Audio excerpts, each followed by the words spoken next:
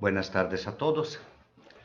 Bienvenidos a esta serie de 3 transmisiones. El 14 de julio celebraremos la fiesta de San Camilo. Él murió en el 1614, el 14 de julio. Y por esa razón ponemos la fiesta litúrgica en este día. En estos próximos 3 miércoles hablaremos de algo sobre San Camilo. Hoy empezaremos con la vida. De una manera sencilla nos ayudará la doctora Marisa Chávez Correa. La próxima vez un servidor, el 1 de julio, miércoles primero, les dirá algo sobre la espiritualidad de San Camilo. Y el 8 de julio, el estudiante, el formando Camilo, Marlon Fernando Soto, hablará sobre la actualidad de San Camilo, es decir, cómo es todavía una figura muy actual para todos nosotros. Es una manera para acercarnos a este santo, un santo de la caridad, muy importante y para nosotros muy significativo, porque inspira nuestra actividad como Centro San Camilo y también como comunidad religiosa. Les dejo ahora en compañía de la doctora Marisa Chávez, es una colaboradora del Centro San Camilo, es la encargada también de animar a toda la gran familia del Centro San Camilo, todos los grupos de voluntariado, en el tema de la motivación al compromiso y de la espiritualidad. Ella nos ayudará a comprender un poquito mejor a este santo, San Camilo. Sí, comprender a través de su biografía cuáles fueron las encrucijadas más importantes de su vida. Les dejo en compañía de la doctora Marisa. Gracias.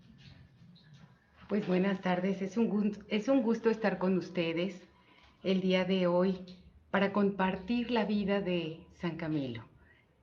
Su historia es una buena noticia, y también su historia es revolucionaria, el amor hecho servicio. Es un honor para mí hablar de un hombre que es considerado el heraldo de la compasión samaritana. Y pues vamos a empezar a ponernos un poco más en el contexto de la historia. Y pues fue el año 1500 cuando él nace, 1550. Y entonces en este siglo tenemos en un contexto social, cultural, político, la vida de San Camilo. Él vivía en un área, nuestra historia se refleja geográficamente en el área de Europa, específicamente en el área central de Italia y en el área de los Abruzos, que está entre los Apeninos y el mar Adriático. Este es el área de los Abruzos, el poblado. Y la historia que narraré tiene su inicio en este pequeño poblado de la región de los Abruzos, en Italia, en Buchianico, situado en uno de los 1000 cerros que siguen desde los Apeninos hacia el mar Adriático. Debe sus orígenes a los habitantes de Buca sobre el Adriático, quienes aquí se refugiaron en el tiempo de los sarracenos en el siglo IX. Lugar seguro, lejano de las vías de comunicación, del ruido de las grandes ciudades y cerca de las cimas de la Mayela y el Gran Sasso, muy cerca del azul del mar. Hospeda gente tranquila y tenaz al mismo tiempo, sensible y preparada para grandes empresas, como inspira el grande y luminoso escenario que los rodea. Estamos en el año del Señor 1550. También Buchianico tiene su abadía, sus torres medievales y una única puerta de ingreso, su castillo con su príncipe. Aquí habitan los de Lelis, gente de noble linaje, entre las familias más destacadas de la sociedad y honrada y de bien. Doña Camila de Compelis, hermana del mayordomo de Basto, nativa de Loreto, Aprutino, y esposa de Juan de Lelis, capitán de Carlos V, tiene casi 60 años y está esperando a un hijo. Es el único bien del mundo que desea fervientemente por su soledad en las largas e incansables noches invernales. Juan, su esposo, está muy lejos para servir con la espada en una de las 100 cortes de Italia. Sin embargo, Su gozo inesperado, considerada su avanzada edad, está turbado por un sueño misterioso. Una larga fila de niños con una cruz bordada al pecho son guiados por uno más alto con un estandarte con el mismo signo. Su corazón de mamá se estremece. ¿Será un bandido? ¿Un jefe asesino de una pandilla? Son muchas las historias de bandoleros que circulan entre la gente. Tiene miedo que su hijo, pedido al Señor con súplicas y lágrimas, termine sus días colgado de una cuerda al cuello, ruina y vergüenza de su casa.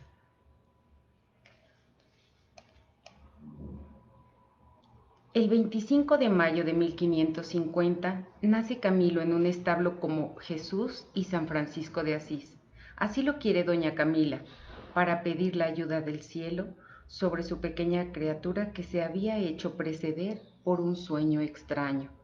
En la iglesia de la abadía de San Urbano, clero y pueblo están en el momento de la consagración de la misa solemne.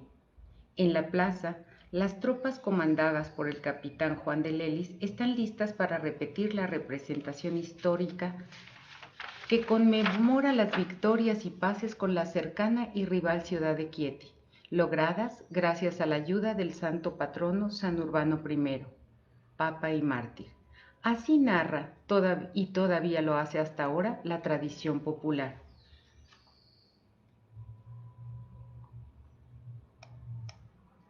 Juan de Lelis está loco de alegría. Se precipita por las callezuelas escalonadas hacia su casa, ríe, llora, quiere mandar inmediatamente a la escuela a aquel bebé chapeteado y más grande de lo normal. Juan de Lelis, uno de los muchísimos capitanes menores de una Italia fragmentada, entre príncipes y dominadores extranjeros al servicio de quien pagaba mejor, había empezado sus empresas militares en la Compañía de Maramaldo en 1527, participando con el duque de Borbón al saqueo de Roma. Ahora, con otros 3 comandantes, defiende las costas adriáticas en el territorio de Pescara de los saqueos de los piratas. Trotamundo e incapaz de una vida tranquila, Juan está siempre lejos de su casa. Por este motivo, el pequeño Camilo crece a la sombra de la ternura maternal. Sin embargo, su carácter necesitaría la presencia paterna.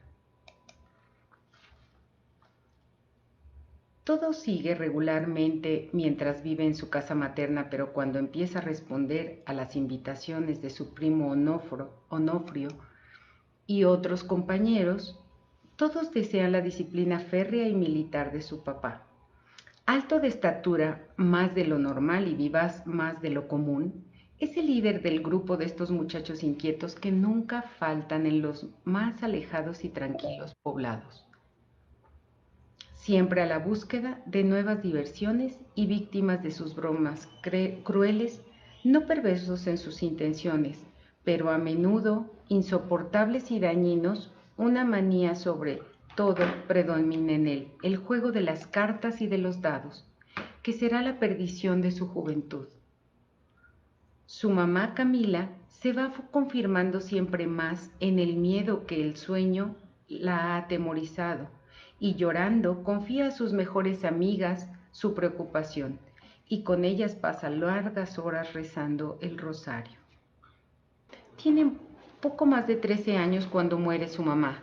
Muere con aquella pena en el corazón, la última mirada bañada en lágrimas, implorando a Camilo que se aleje de la amenaza del sueño de la cruz y del sayal, con un cinturón de cuerda.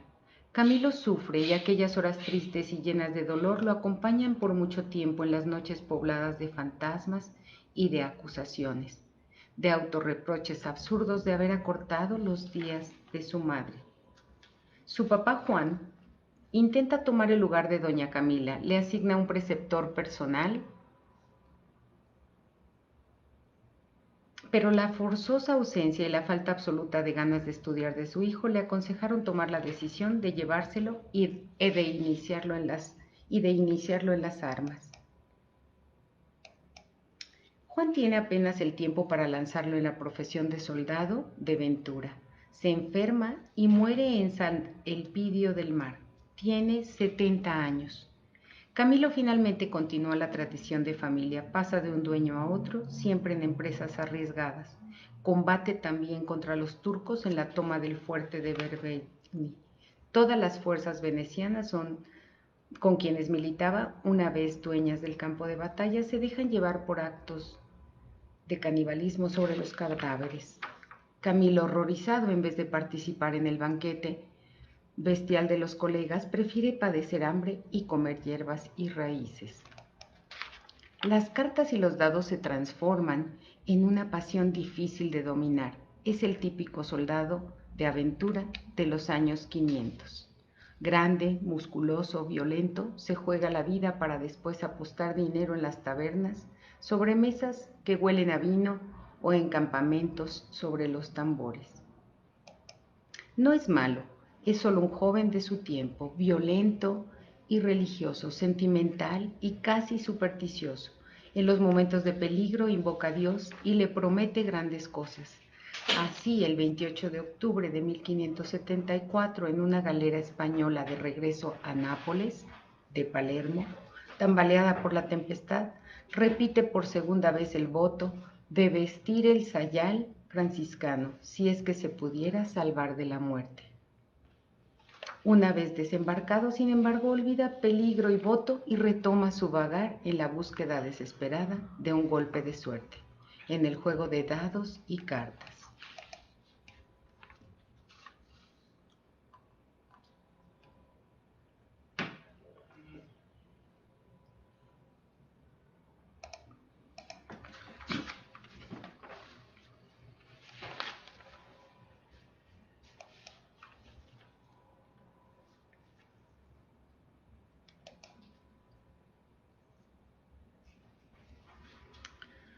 Alto casi 2 metros y fuerte como un roble, se siente minado a la base, una llaga misteriosa en el empeine del pie derecho, empieza con vesícula en el izquierdo, un poquito de suero y después desaparece. Pasa un tiempo y se presenta en el derecho y nunca desaparecerá. Se convertirá en una lesión profunda y purulenta, será la ocasión que determinará su rumbo y su rol en la vida. Intenta remediar. En Roma, en el Hospital de Santo Santiago de los Incurables, hacen milagros, así dice la gente. Y él, el 7 de mayo de 1571, se hace hospitalizar. Tiene 21 años. Pasan pocas semanas y Camilo se sana. Debe solo hacer un poco de convalecencia y acepta colaborar con los gastos trabajando como enfermero. Pobres enfermos, está siempre en el puerto de Roma, a orillas del río Tíber con los barqueros. En las noches se baja de las ventanas del hospital para alcanzarlos y jugar naipes. Un día le descubren bajo la almohada las cartas y los dados y lo despiden inmediatamente. En el invierno, las compañías se desintegran y no hay posibilidad de alojamiento y los mercenarios vuelven a su casa, si tienen, o mendigan o roban. Camilo se encuentra en la necesidad de pedir limosna. Es el 30 de noviembre de 1574, una fecha que nunca olvidará. Ruborizado por la vergüenza, con el sombrero en la mano, se pone fuera del templo de Santo Domingo en Manfredonia. La gente lo observa con detenimiento. Él es muy alto y robusto. ¿Podría trabajar? Antonio Nicastri, detrás de los harapos y las peticiones de la limosna para combatir el hambre, se da cuenta del drama de un joven, víctima de su exuberancia juvenil y de su deseo de hacerlo todo por su cuenta. Lo invita a presentarse al convento de los capuchinos, donde en cambio de un honesto trabajo podrá recibir un pan y un techo. Camilo lucha contra sí mismo y con el amigo Tiberio de Siena, quien quiere ir a otro pueblo. Finalmente las mordidas del hambre y el frío ganan y regresa, razonando entre sí. Tal vez el Señor me ha puesto enfrente esta construcción de los capuchinos para mi bien y para satisfacer la obligación del voto. Lo acoge el padre Francisco de Módica, quien le encarga a Camilo 2 burros para el transporte de piedras. cal y agua a los albañiles. Comienza con pocas ganas el nuevo trabajo. Más de una vez siente la tentación de matar los asnos y huir. Todavía guarda las cartas y también hace algún partido cuando se le presenta la ocasión.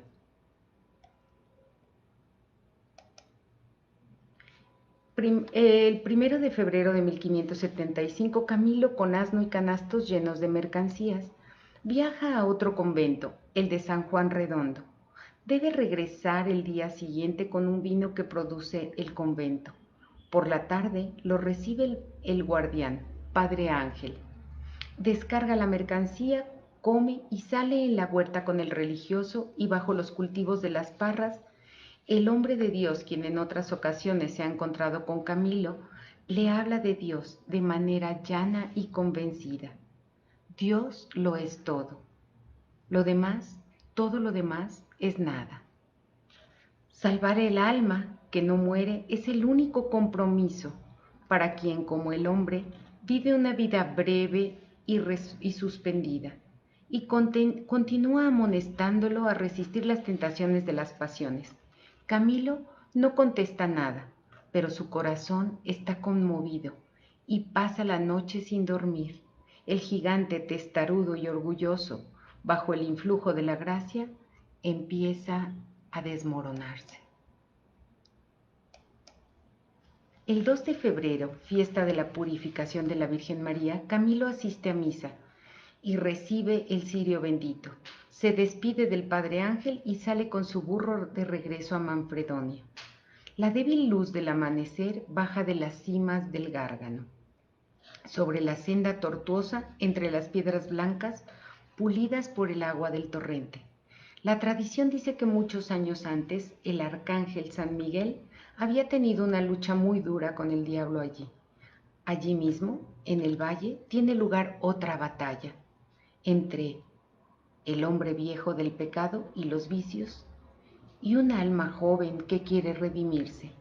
De repente, Camilo se encuentra en el suelo, llorando como un niño y gritando: Dios, Señor, he pecado, perdóname a mí, gran pecador, miserable e infeliz soy yo, quien por mucho tiempo no te he reconocido, Dios mío, y no te he amado. Dame tiempo para hacer penitencia y llorar por mis culpas, hasta lavar con lágrimas todas las manchas de ellos. No más mundo, no más mundo. Tiene 25 años y debe empezar su vida de nuevo. La Iglesia celebra el Año Santo y otorga el perdón general.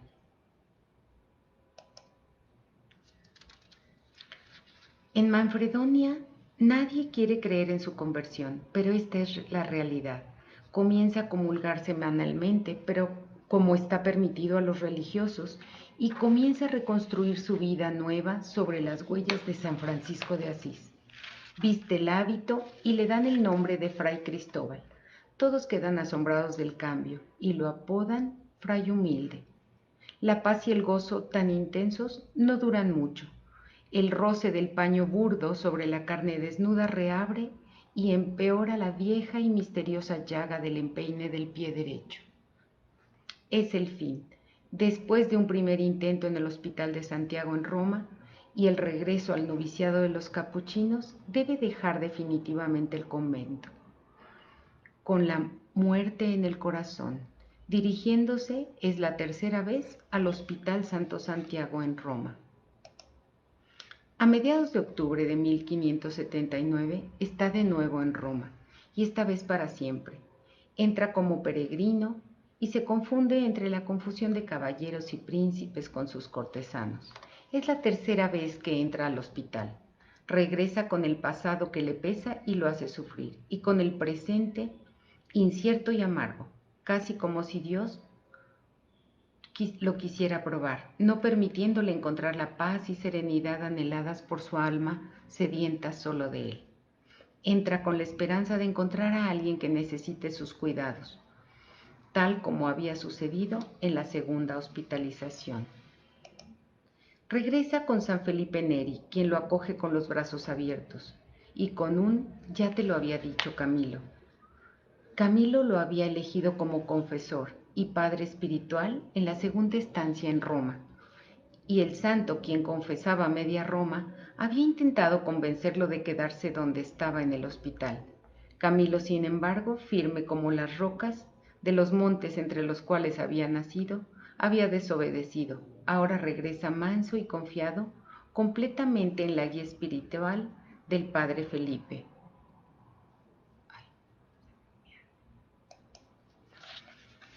En el hospital de Santo Santiago lo reciben con gusto. Los tiempos de su despido, porque era una mala cabeza, porque buscaba pleitos y era obstinado en el juego y desinteresado de los enfermos, han quedado atrás. Los jefes lo nombran maestro de la casa, es decir, como una especie de director administrativo, responsable de la casa, del personal y del buen funcionamiento del servicio. Camilo trabaja con generosidad y entusiasmo.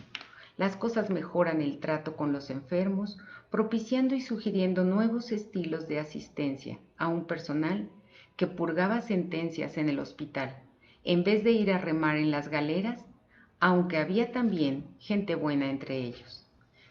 También el servicio indirecto mejora. Camilo exige abasto de alimentos de calidad para sus enfermos. Una noche cerca de la fiesta de la Asunción de la Virgen, 15 de agosto de 1582, Camilo está de guardia con sus enfermos en el pabellón. Se da cuenta que es imposible hacer que ese personal dé más de sí y que sus pobres enfermos, torturados por el sufrimiento y el calor asfixiante del verano, necesitan más. Los ve como abandonados, con crueldad, y se acuerda de sus salidas por las ventanas durante su primera hospitalización. Ahora ha regresado, gracias a Dios, para expiar sus pecados. Ha regresado por causa de su llaga misteriosa, a la que deberá convertirse en su casa. Por primera vez tiene la inspiración de organizar una compañía de hombres piadosos y de bien, quienes voluntariamente y por amor a Dios quieran servir a los enfermos con la caridad y el cariño que tienen las mamás cuando atienden a sus hijos enfermos.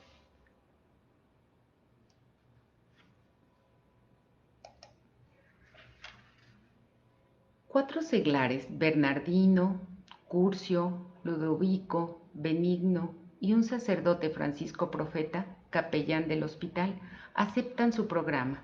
Quien trabaja bien e intenta cambiar la situación en su ambiente debe de estar preparado a las reacciones contrarias de los demás, que no quieren cambiar o quieren continuar haciendo sus negocios. También para Camilo se prepara la tormenta de todos lados. Los dirigentes del hospital, sus colegas y hasta San Felipe Neri lo atacan y lo humillan. Este último lo rechaza de entre sus penitentes y lo envía con otro padre, el padre Talpa. Desanimado y cansado, Camilo está a punto de renunciar cuando una noche, es la segunda vez, el crucifijo se anima, desprende los brazos y le habla. ¿De qué te afliges, cobarde? Sigue adelante, que yo te ayudaré, porque esta es obra mía y no tuya. Recargado de entusiasmo, decide hacerse sacerdote. Ha manejado hasta ahora espada y arcabuces, y los años empiezan a pesarle. Sin embargo, él no se acobarda y regresa a los pupitres para estudiar en el Colegio Romano de los Jesuitas. Sus compañeros, jóvenes, se burlan de él. Llegaste tarde, le dicen. Un maestro, el padre Cornelio, debe intervenir y, aprovechando la ausencia de Camilo, describe un día quién es y lo que está haciendo. La burla se torna en cariñosa y devota admiración que apena a Camilo.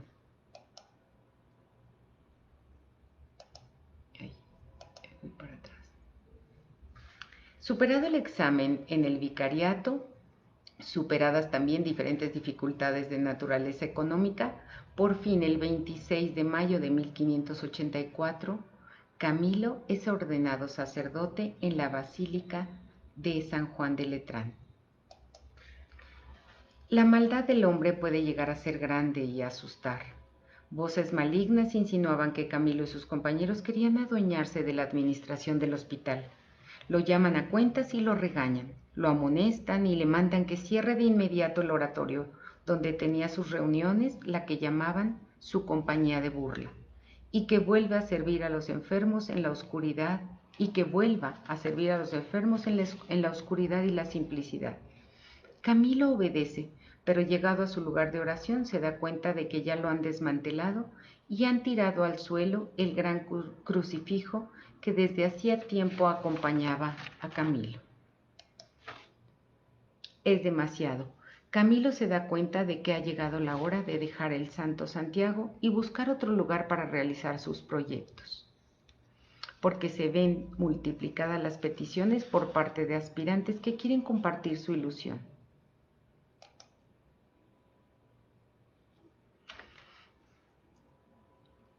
El 1 de septiembre de 1584, Camilo deja el cargo de mayordomo a pesar de que continúa la asistencia diurna a los enfermos. Algunos días después, a mediodía, cuando las calles están llenas de gente, sale del Santo Santiago con su crucifijo, recorre la calle de Ripetta, sale de la puerta de la ciudad y se establece en la pequeña iglesia de la Madonina de la Virgencita de los Milagros, a orillas del río Tíber. El tiempo pasa y se convierte en historia también para la compañía del Padre Camilo. De la Virgen de los Milagros pasa a la calle de las tiendas oscuras, el grupo se hace más numeroso y la caridad angelical se convierte en el más poderoso medio de propaganda. Es hora de pedir y recibir la aprobación oficial de la Iglesia, que llega el 18 de marzo de 1586 con el Papa Sixto. De ahora en adelante se llamarán ministros de los enfermos, es decir, servidores, y para ellos pide y logra, como signo distintivo, una cruz roja de paño cosida en el pecho del hábito. Es la misma cruz misteriosa que doña Camila había soñado antes que Camilo naciera. El 29 de junio de 1586, fiesta de los apóstoles Pedro y Pablo, Camilo presenta oficialmente al mundo su nueva congregación.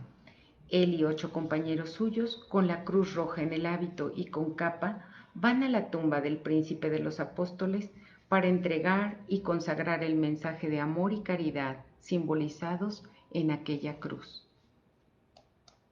La cruz roja en el pecho no es un distintivo bonito. Camilo presenta oficialmente al mundo, sino una conquista interior que se empieza y se perfecciona al lado del hermano enfermo. El Padre Camilo recuerda a menudo a sus religiosos esta enseñanza. Significa que todos nosotros, marcados por este distintivo, estamos como esclavos, vendidos y dedicados al servicio de los pobres enfermos, y que la que hemos abrazado es una congregación de cruz, es decir, de muerte, padecimientos, compromiso. Por eso, los que quieran seguirnos en nuestro modo de vida deben estar dispuestos a vivir y abrazar la cruz, a negarse a sí mismos y a seguir a Jesucristo hasta la muerte.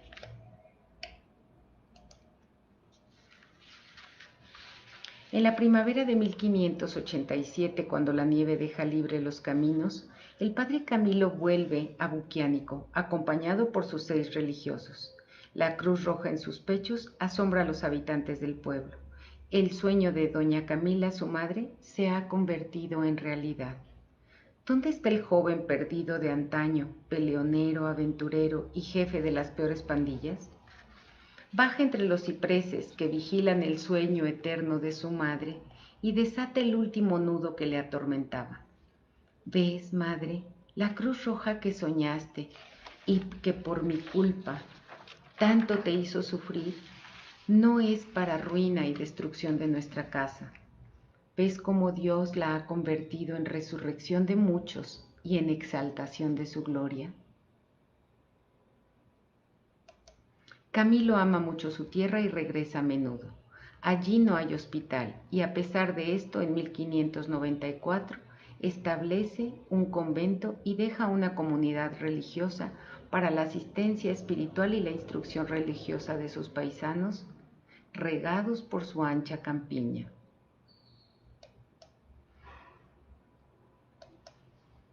También hace otras fundaciones en Nápoles, Milán, Génova, Florencia, Bolonia, Mantua, Ferrara, Messina, Palermo y Viterbo.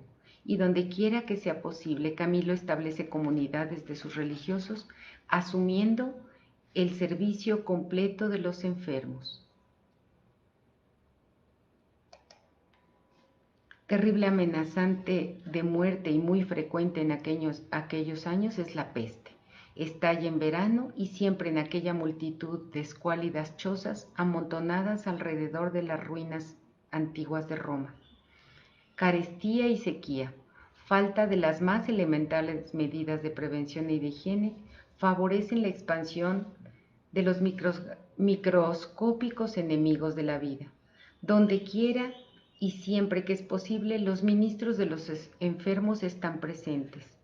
El cuarto voto de su regla los compromete al servicio de los enfermos, aún en caso de peste. La Iglesia está por conceder a la congregación la profesión religiosa solemne, pero hay dudas y perplejidades. Estamos en agosto de 1590 y las antiguas ruinas se llenan de muerte y de desesperación. Camilo se lanza en alma y cuerpo a aliviar los sufrimientos. Se queda solo con sus religiosos a enfrentar la situación. Es el bautismo de sangre de la congregación. La Cruz Roja sale aún más roja por la sangre de muchos muertos en nombre de la caridad y el amor. El 21 de septiembre de 1591, la Iglesia reconoce este holocausto anónimo de muchos jóvenes y eleva la compañía del Padre Camilo a orden religiosa. Camilo entra a todos los lugares y toca todas las puertas. Cuando no recibe respuesta, con un empujón, derriba la puerta y entra por la ventana. O se baja por un agujero en el techo. Tiene un sexto sentido para detectar a la gente que no se puede defender, no puede pedir ayuda o es víctima de la muerte.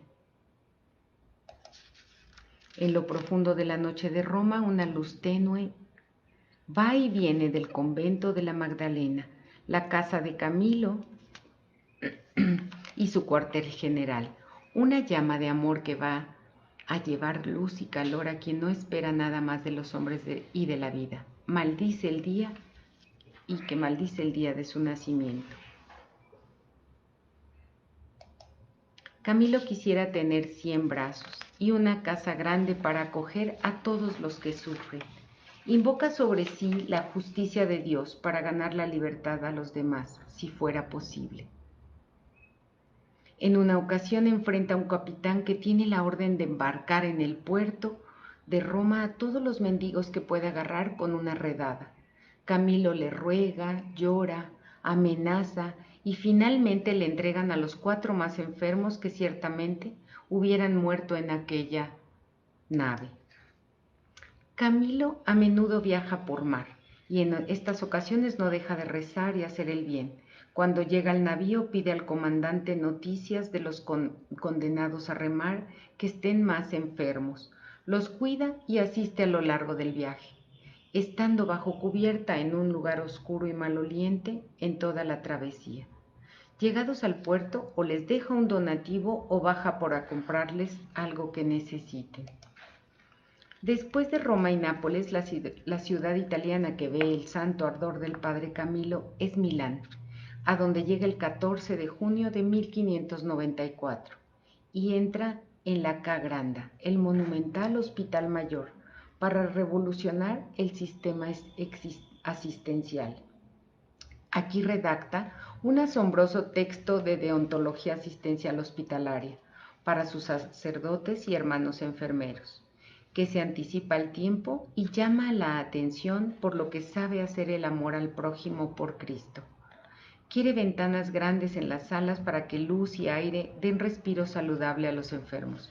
Recomienda sábanas limpias y cobijas pesadas en el invierno, turno de guardia continua de los enfermeros y asistencia continua para los moribundos.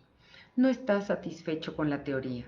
Como buen viejo militar exige las grandes maniobras de preparación y entrenamiento. Prepara camas, colchones y sábanas y enseña cómo se tiende la cama y hace repetir las maniobras con un religioso encamado para que la acción sea más realista. Vuelve también a los campos de batalla, pero con su cruz roja para llevar vida y salvación a los soldados heridos. No puede participar personalmente porque el Papa mismo se lo impidió, pero da normas precisas y detalladas a sus religiosos para los primeros auxilios, la preparación de las ambulancias, la predisposición de un hospital de campo. Conoce bien los horrores de la lucha y tiene todavía en su nariz el olor agrio de la sangre mezclada con la pólvora.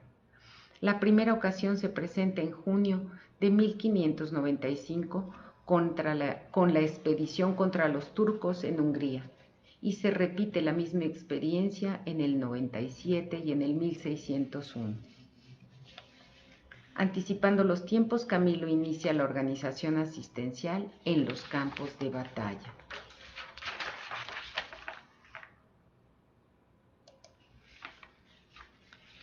A veces lleva a los enfermos cargando y en alguna ocasión una mujer barría la calle y le pidió: mujer, espera, y él, para que pudiera pasar y no se levantara el polvo al enfermo. Entonces él espera que se asienta el polvo y pasa después de pedir esto a la mujer. Camilo también, en donde quiera que encuentre enfermos, se los echa a cuestas y los lleva al hospital. Y una vez acompañando a 3 o 4 de ellos, pero a mitad del camino uno se desmayó. Él encuentra una carroza y le pide que por favor lo lleven. Y estos hombres le dan toda la carroza y él puede llevar al enfermo.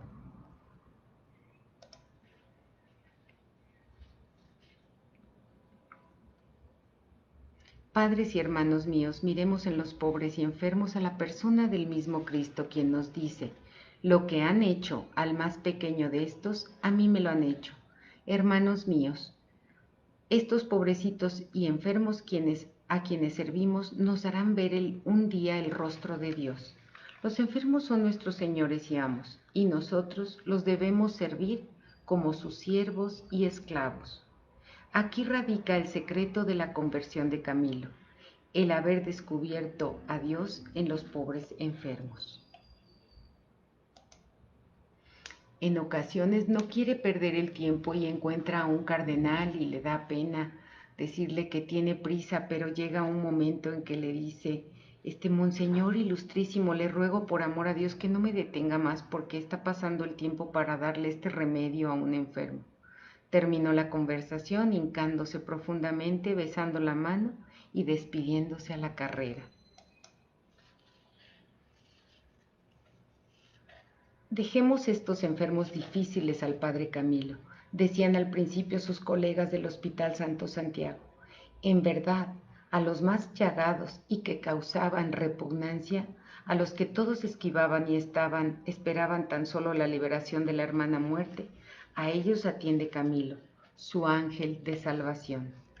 Cuando no hay humanamente nada que hacer, él le dirige su sonrisa calma y luminosa, la misma que había aprendido de su madre anciana y ahora ausente. En las reglas para servir con perfección a los enfermos, Camilo vierte su experiencia y fervor. Confía en particular en los jóvenes, llenos de entusiasmo con él, generosos y después dispuestos a inmolarse por el prójimo.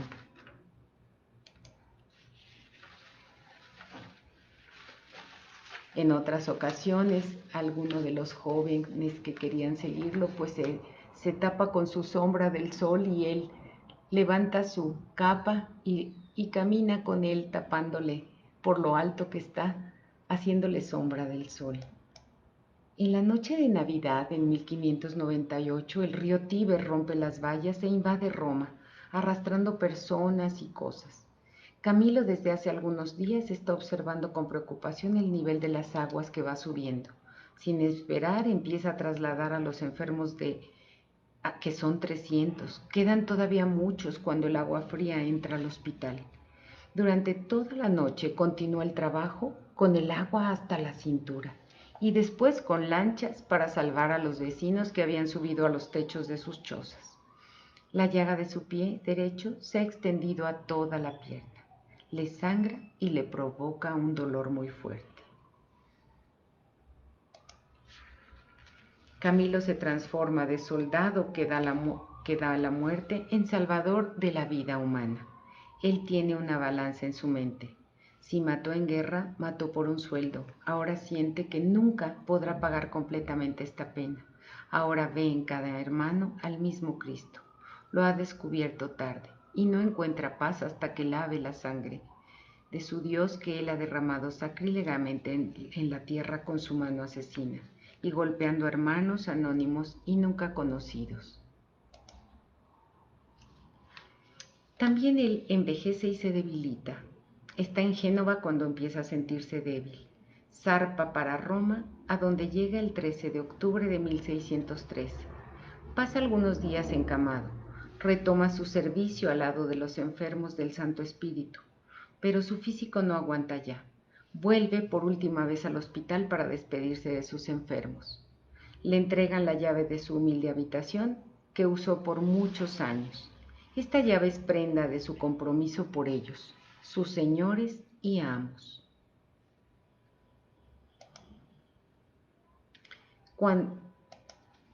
Cuando las campanas de Roma tocan el Ave María de la noche del 14 de julio de 1614, Camilo está muriendo. Lo rodean sus ministros de los enfermos. Rezan por él. El cardenal Guinassi le lleva el viático y la bendición del Papa. Entra en agonía y un sacerdote de los suyos le susurra: Jesucristo te muestre su rostro. Camilo muere a las 9:30 de la noche del lunes 14 de julio de 1614.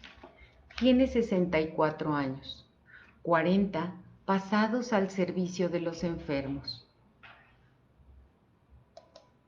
El mensaje de amor y caridad de Camilo no ha muerto y todavía brilla y alumbra nuestras tinieblas. En un mundo en el que prevalece la ley de la jungla, queda su testimonio de amor hacia cada hermano, amado y servido, como si fuera la persona misma de Cristo. Queda su vida y lección que los principios que deben regir la convivencia humana deben ser los de la comprensión y tolerancia recíprocos y no los de la violencia. Sangre llama sangre, amor llama amor. Los problemas del mundo de la salud se resuelven con un estilo de humanidad y fraternidad universal. Los pobres marginados lo quieren santo de inmediato y lo eligen como su patrono. La Iglesia, después de todas las investigaciones y averiguaciones, lo proclama santo en 1746. El Papa León XIII, en 1886, lo proclama patrono universal de los enfermos y hospitales. La ciudad de Roma, en 1914, lo declara bienhechor de la humanidad. El Papa Pío XI, en 1930, lo define modelo de asistencia para los trabajadores de la salud y enfermeros. San Camilo continúa su peregrinación de caridad por las calles del mundo a través de sus religiosos, hermanos y padres, en hospitales, dispensarios, asilos, instituciones para enfermos de todo tipo en los 5 continentes. Los anima la fe en Jesús, buen samaritano, que nos repite: ve y haz tú lo mismo.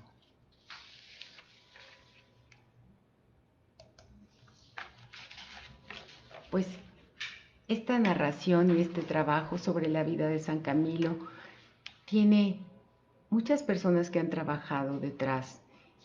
Las pinturas que ven, las imágenes son pinturas hechas por Nilo, los comentarios, la organización general y esta reelaboración que ha hecho la comunidad de los Camilos de Guadalajara.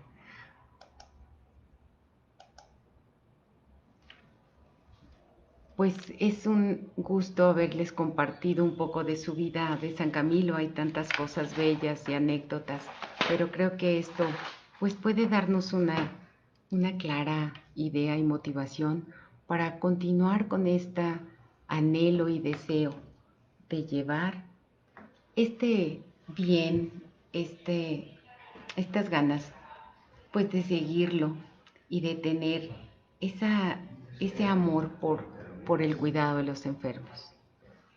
Les agradecemos mucho su atención y quisiera compartir con ustedes esta última oración. Señor Dios de todo consuelo, Padre rico en misericordia, tú eres amor, tú conoces nuestras necesidades y estás presente en nuestros sufrimientos. Tú elegiste a San Camilo para servir a los enfermos y enseñar a los demás el modo de servirlos. Te pedimos por su intercesión el don de la caridad que ilumina, fortalece y lleva nuestra vida a su plenitud, para amarte en nuestros sufrimientos y servirte con amor en nuestros hermanos enfermos. Amén.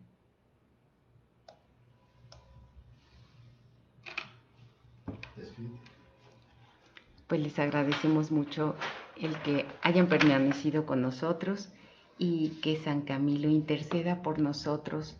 Y así como él decía que los que tenemos el privilegio de servir en el área de la salud, llevemos cada día más corazón en las manos para servirlos. Muchas gracias.